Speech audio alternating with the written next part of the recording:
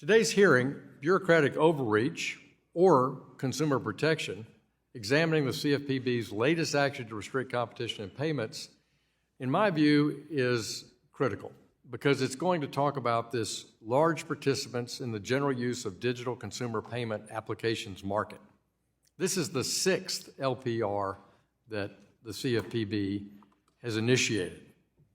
And putting aside the egregiously short comment period, which frustrates both members of this committee, the deeply flawed cost-benefit analysis, which have become hallmarks of this administration, I find the substance of the CFPB's proposal deeply concerning. The proposal asserts that companies that let you send monies to friend, peer-to-peer, or companies that keep your credit card information on your phone somehow are in the exact same market. Why? Well, just because the CFPB says so. This breadth of the market the CFPB is trying to define has perplexed many on this committee, from potentially covered entities to, as I say, on both sides of the aisle here. Many companies are utterly confused, wondering not only how the rule will be implemented, but whether they're even covered by it. I would argue that this confusion is by no means an accident.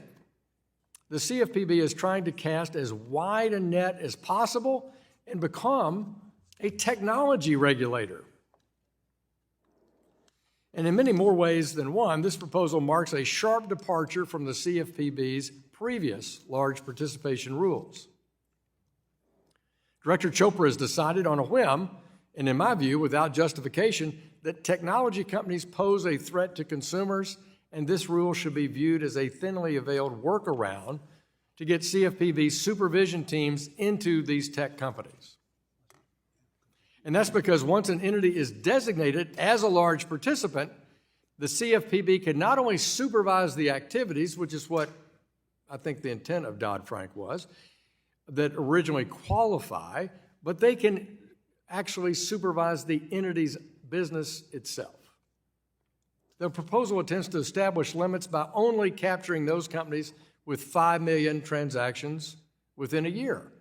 So we'd love to hear from the panel on, is that a good number or a bad number? But don't be fooled, this modest threshold is so low the agency will effectively have carte blanche to knock down the door of companies large and small with their fleet of examiners. There's no doubt that this proposal will decrease incentives to innovate in the payment space and leave consumers encumbered with fewer firms from which to choose a payment method. That decreases competition. This LPR doesn't benefit consumers or provide market clarity. In fact, the only people this proposal potentially will benefit, besides witnesses like you, are compliance lawyers. To further expand their authority, the CFPB has decided to capture digital assets under this proposal as well. The CFPB asserts the definition of funds includes digital assets. This is a novel position, and the CFPB justifies the interpretation only in a very small, unassuming footnote. Concerns around this proposal are not strictly partisan. Comment letters were submitted by both sides of the aisle to express concern about the proposal's scope and implications.